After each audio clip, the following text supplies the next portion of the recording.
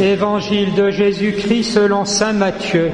Jésus disait à ses disciples, « Si quelqu'un veut marcher derrière moi, qu'il renonce à lui-même, qu'il prenne sa croix et qu'il me suive.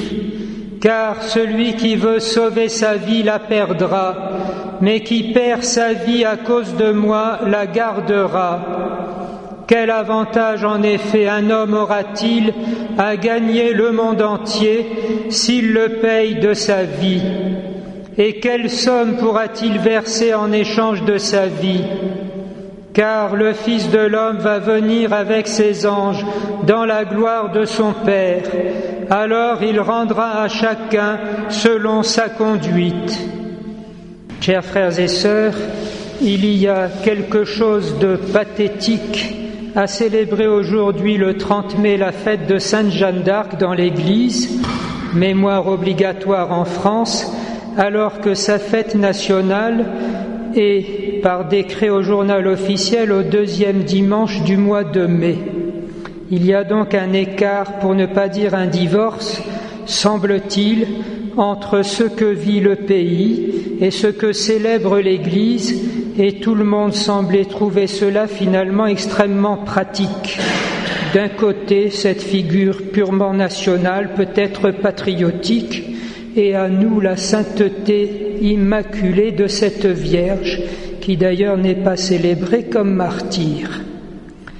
En réalité, je me souviens qu'à la rue des Renaudes, lorsqu'on fait un peu l'histoire de l'Église, on se plaît à souligner que dans les moments les plus terribles de ce qui est la marche de la France, il y a des figures qui émergent, souvent soutenues et encouragées par la foi catholique.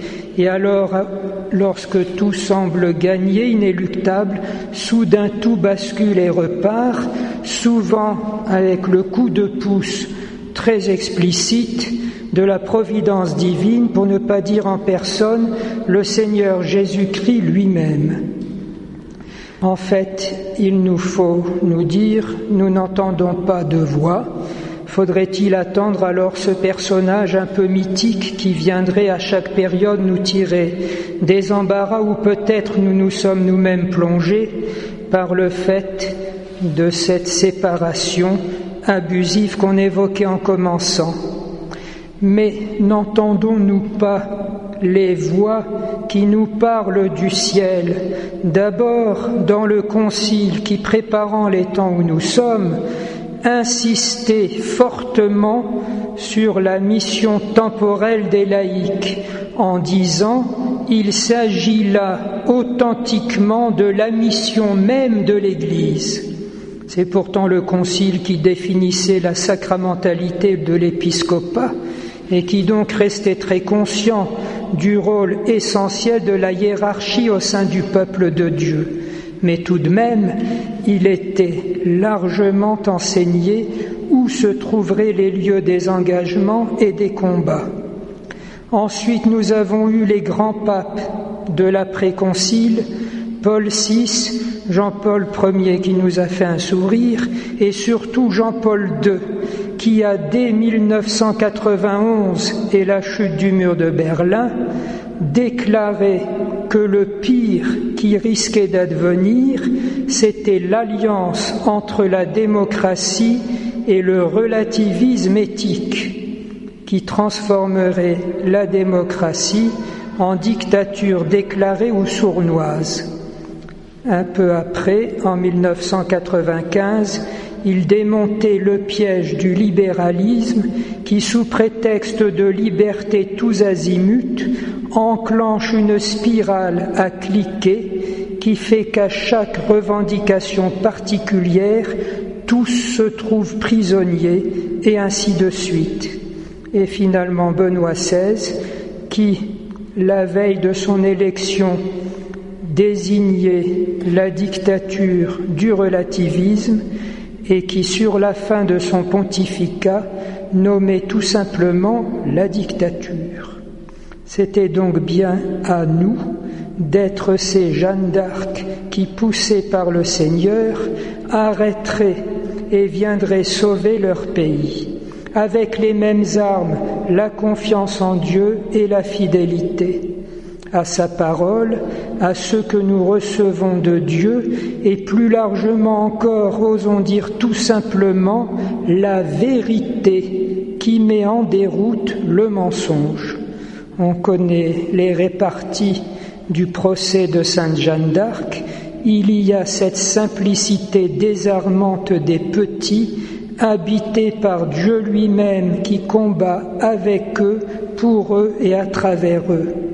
Mais peut-être faut-il considérer aussi le concret de son action et ainsi nous attendre à des situations que nous n'aurons ni planifiées ni pleinement maîtrisées, mais que nous recevrons pour ainsi dire dans le cas de la vérité et de la simplicité dans laquelle il nous faut toujours nous tenir.